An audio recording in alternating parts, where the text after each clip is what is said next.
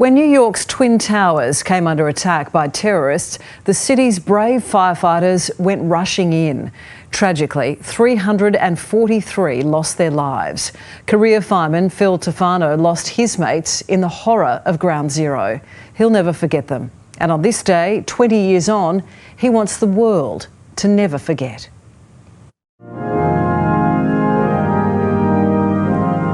We'll always remember the countless heroic acts from that day. Firefighter Richard D. Allen. Firefighter Calixto Anaya Jr. A roll call of the courageous. Firefighter Peter A. Bielfeld. Firefighter Brian E. Bilcher. Brian Bilcher, Bronco Piersol, and Mike Colling, all three of whom passed on 9/11. And I just like to use that day to think about them and remember them and the stuff that I did with different people who aren't here anymore, you know? And that's what I'll be doing. It's just, it just gets you to the core. It just brings you back. Firefighter Michael J. Cawley. Firefighter Vernon P. Cherry. I'll probably spend the morning praying and, you know, thinking about those guys. I know I think about it every day. It was the day life as we knew it changed forever. I'll just never get that out of my head. The civilians jumping out of the buildings. You know. Wow. The 9/11 terror attacks were felt the world over. Days seemed like years after 9/11. For the first responders in New York City, the terror was beyond imagination. 343 firefighters died that day. I remember it chapter and verse. Phil Tufano was one of the city's firefighters. He'll never forget the looks in his mates' eyes in the days after the attacks. They just look like, I can't even describe it to you, like grim death walking, you know? None of us as an individual considers ourselves to be a hero per se. I met Battalion Chief Tufano while covering the 14th anniversary of the 9/11 attacks. 10-4, 1040 code 1. We joined Tufano's firehouse in Lower Manhattan for 2 tours of duty, and it wasn't lost on us that it was a camera crew on a similar assignment with the FDNY that captured this horrific vision. Working alongside these firefighters, you can't help but wonder what the next call out will be, and you can't help but fear that it may be a terrorist attack. Everyone in this firehouse lost too many friends. It's a process, you know. It's a lot of people and a huge loss that you thought you'd never get over, that you just wanted to crawl in a hole somewhere, but, you know, you got to get on with it, as you guys say in Australia, right? The father of one has since hung up his helmet and has left New York, but memories of Ground Zero still haunt him. I did 2 one-month stints down there, just basically digging for people, you know, and sifting through debris and looking for bodies. It's just unbelievable, the amount of the sheer destruction, and gone in a done, you know. And it just shocked me to the core that it could happen that way.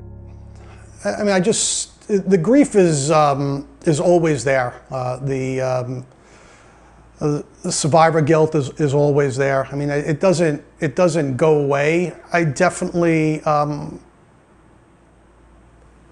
was affected by that day.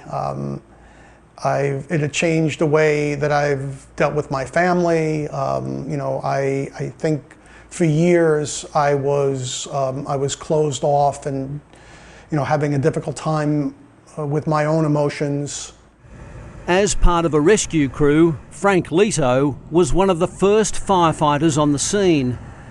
You know, we were all, you know, coughing, and our eyes were we could barely open them. After a few hours with the granule dust in our eyes, but none of us gave up. His crew was searching underneath the World Trade Center's Building 7.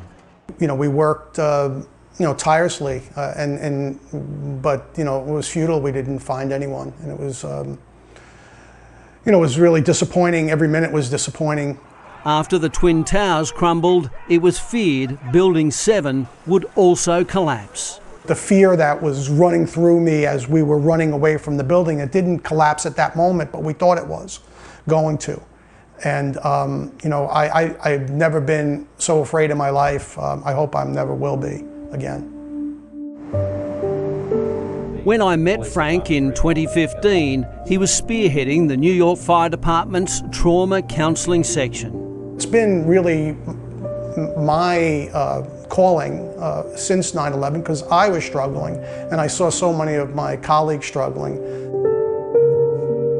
In the past 20 years, he's seen firsthand the long-term impacts: substance abuse, nightmares, PTSD. You have to process what we experience. If you don't process, at some point it's going to haunt you. In June, he was on the scene of the Surfside apartment building collapse in Florida. 98 people died. Looking for survivors triggered awful memories. There was a smell. It just came for a second. It came for a second, but we all looked at each other. It was that smell that we smelt back after the collapse. And 20 years later, the smell is still with us. Sadly, the first responder death toll since 9/11 has continued to grow, with many impacted by various health issues after working at Ground Zero. It's really kind of heartbreaking on people that have given their careers and their lives to the city of New York to see them so sick, and so many of them. It was a tough situation, and it's still a tough situation because the guys are dying like you would not believe from cancer, and I'm only speaking from my own observation.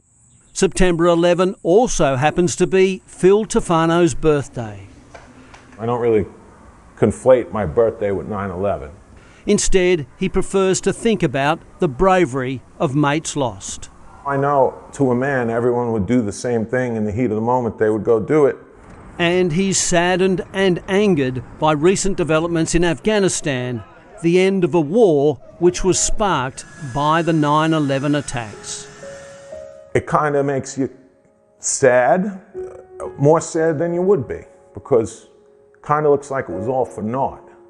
In a moment, it seems to be going right back to where it was. This one's for Bronco Piasol, who was like Phil Tufano proudly wears a bracelet bearing the names of mates lost. He believes it keeps their memory alive. The guys who responded to the job, to 9/11, they were the first casualties of the battle. Australian filmmaker Scott Hillier was also in New York 20 years ago. With the towers burning, he grabbed his camera. The pictures he captured led to an Academy Award-winning documentary. I spoke to Scott from his home in Paris. Well, Scott, thank you so much for joining me. We all remember where we were on that terrible day. It feels for me like it was yesterday. Where were you when the first plane went into the North Tower of the World Trade Center? So I was living in New York City at the time and working on a TV show actually with Firefighters, a very big show for CBS over there. And always in the office at 6:15 because we were editing with a crushing deadline. But on that morning there, I woke up and I just couldn't get out of bed.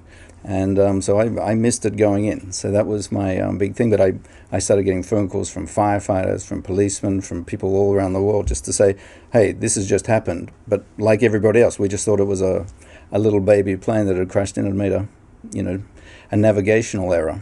So that's...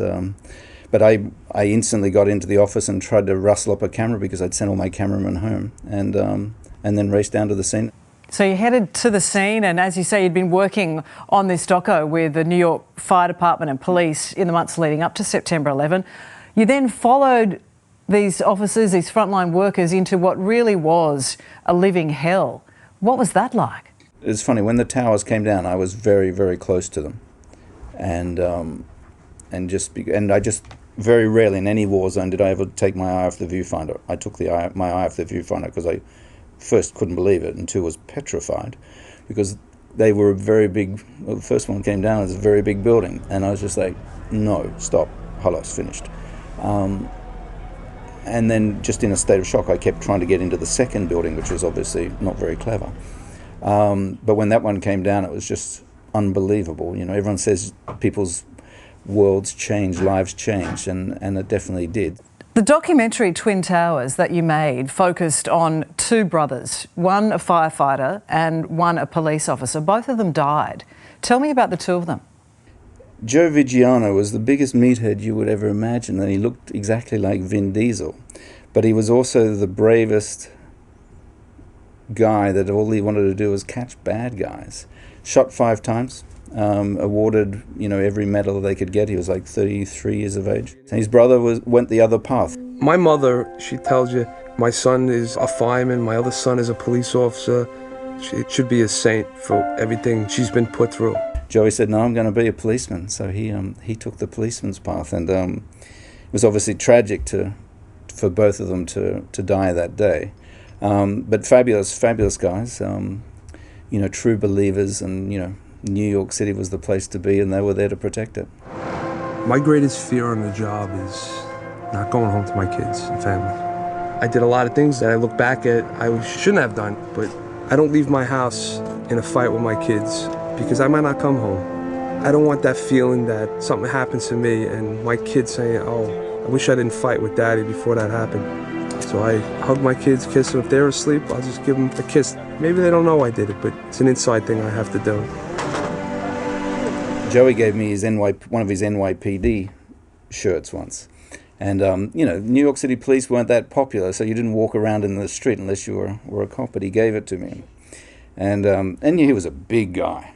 And he gave it to me, and then when he died, I used to wear his shirt on 9/11, and ooh, this is tough. And one day I was just sitting there working away, and I tapped. I was looking for a pen, as I habitually do, and I tapped, and I pulled out of his pocket a badge from his brother's firefighting unit. And I'd never found it before, and never seen it, so he used to carry that around with him. And to watch those buildings come down, I said, oh God, they're in there. I know it. There's something just telling me they're in there.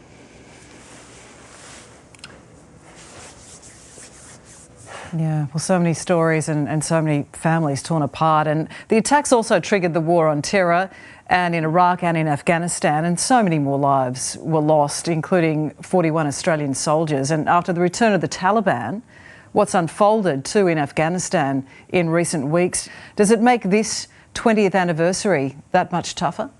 I mean, to think that the people that helped to perpetrate this are walking back into Kabul unopposed is just horrendous. I mean, I've been to a lot of war zones, and I've dealt with a lot of soldiers in dangerous and difficult situations. But how do I feel for those guys and girls in uniform who are in there doing our bidding, you know, and losing their lives and dealing with all of the physical, mental, emotional dramas that they're going to carry for the rest of their lives for exactly zero. You know, the fact there are claims that, you know, there's not been any terrorist attacks in America in the last 20 years, that's great, but there's been a hell of a lot here in France and throughout Europe. So it's just a hollow feeling in my stomach when I see this, just because I know so many people who have been there, lots of people who have lost people as well. And my goodness, what a horrible thing. And, you know, 20 years of loss of everything, you know, it's very, very distressing. It's a difficult time. How will you be marking the 20th anniversary of that day? It tends to be very quiet. We reach out to people that were in New York City with me at the time.